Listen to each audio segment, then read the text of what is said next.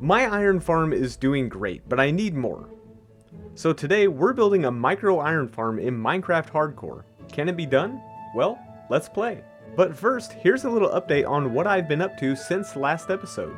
After many hours of AFK in the Wandering Crater farm, I finally got one that sold me some sand.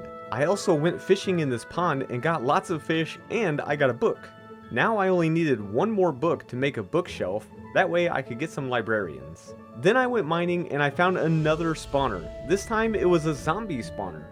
It might be fun to turn this into a farm later, so let me know if you want me to do that.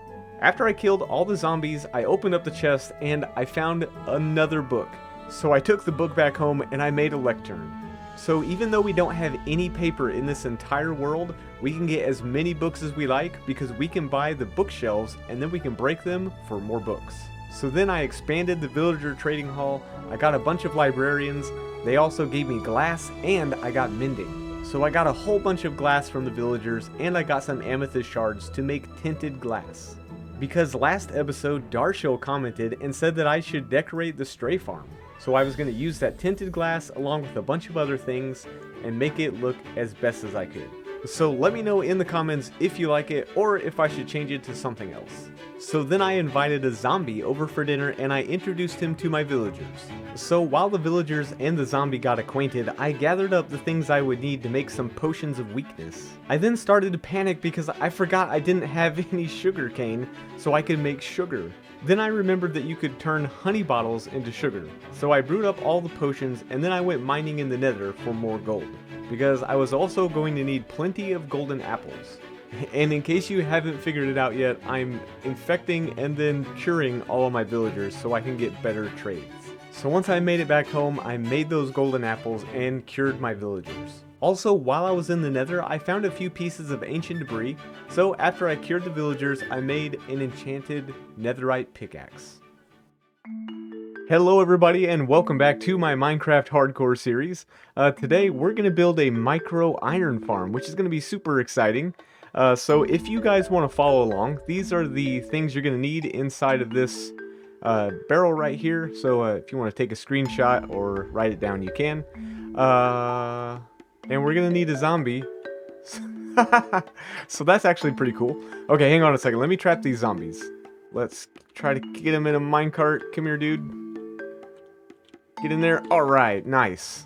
Okay, so now that he's holding something, he's not gonna despawn, so we don't need to name tag him or anything. So look at his crown. Isn't that so neat? Okay, now that we have our zombie in place, we're gonna take care of this guy first. And I always recommend doing the zombie first in any iron farm, especially a micro iron farm. The reason why is if you get the villagers in place and then put the zombie in there and you're not completely finished with the farm, you're gonna have iron golems spawning everywhere. And they might kill your zombie, so definitely do your zombie first. Alright, so the first thing I'm going to do is I'm going to get this cauldron and all of my building blocks, and I also need a bucket of water. Do I have one? Alright, I'll have to probably go pick up a bucket of water outside. But you're going to need a bucket of water, and you're going to need all these blocks, and of course you're going to need your zombie, and we're going to stick him inside a cauldron, so that way he can't move around in the iron farm. Oh, and also, iron golems spawn in a 16 by 13 by 16 area around the villagers. So what we want to do is we want to make this iron farm 13 blocks off of the ground. Okay, so what we're going to do is just put our cauldron down there like that, and then we're going to put some dirt around it. And this part can get pretty tricky because what we have to do is basically flush the, the zombie into the cauldron with some water.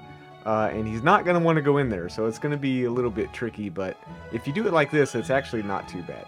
Alright, now this is actually perfect because he does have a helmet, so he's not going to burn to death outside. So we're just going to give him a little nudge here, and away he goes. Come on, buddy.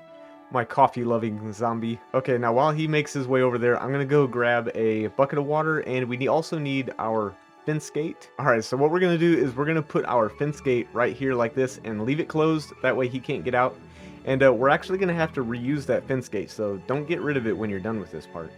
But we're going to put F3B so we can see the hitbox, and we're going to get him out of there. Okay, so my zombie's helmet actually broke, and I had to give him a new one. So what we need to do then is we need to flush him into that cauldron just like this.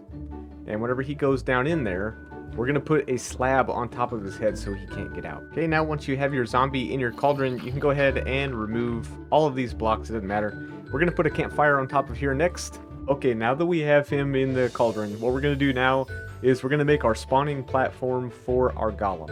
Okay, so in order to do this, these are the parts you're gonna need. You're gonna need 2 minecart hoppers, you're gonna need a chest, or 4 chests, 2 hoppers, a piston, any block will do for the spawning platform, and you're also going to need rails and a button. Okay, the easiest way to do this is just add 3 blocks right on top of one another, just like this, on both sides of this campfire. So just like that, and we're going to knock out this block, and we're going to add a piston, and let's go ahead and change this dirt out with a block that looks better. We'll use that one right there. Alright, right next to the cauldron, we're going to take 2 chests just like this, and we're also going to do the same thing on the other side. Alright, just like that, and now we're going to add some hoppers on top of each chest. Okay, the next thing we're going to do is place a rail on top of the hopper, and then take the minecart hopper and put it on like that. Now we're going to have to break the rail that's underneath of there. So if we just go over here, you have to crouch, and you'll have to aim at that rail and break it. The next step, you're just going to take a button, place it on there like that, and you're going to glitch that block into the minecart hopper, and this is where our golem is going to be spawning on. So what we're going to do is replicate that on the other side, and then we'll be done with this part. Okay, so now that we have that part done, we need to remove all of these blocks that we've made here because we don't want the iron golems to be spawning on this, so make sure to take all these blocks back down. Okay, so go ahead and grab the rest of the items in your barrel, and we're going to go back there, and we're going to make the beds for our villagers to basically live in for the rest of their lives. Alright, so we're just going to make a little platform right here. That's where we're going to put our beds. Okay, now we're going to take these beds, and we're going to put them in order just like this. Like that. Like that, and like this. Okay, first we're going to take a gate, and we're going to put it right here, and we're going to open it. Then you're going to take a daylight sensor and place it right there. And what we want is this thing to be open during the day and closed at night. So we want it set just like that. Then you're going to take your carpet and place it on top of there like this. And we're also going to put it on top of the daylight sensor. And I need one more piece of carpet. And the last piece of carpet goes right there. Now we're going to take a trapdoor and try not to burn to death and place it right there just like this. Okay, so that part of the iron farm is all finished. Now what we need to do is add our villagers. Okay, we have all of our villagers safely in the iron farm now. I was trying to record it with replay mod and it didn't work, so sorry, but I used rails and minecarts to be able to get them in there, so it wasn't too bad. Alright, we are all done with the iron farm, and you know, this thing isn't the fastest farm in the world. It only does about 150 per hour. But it is super cool and compact, and I don't know, I just really like it. Alright, well, I'm gonna go clean up my mess, and I guess we'll see if we get some iron.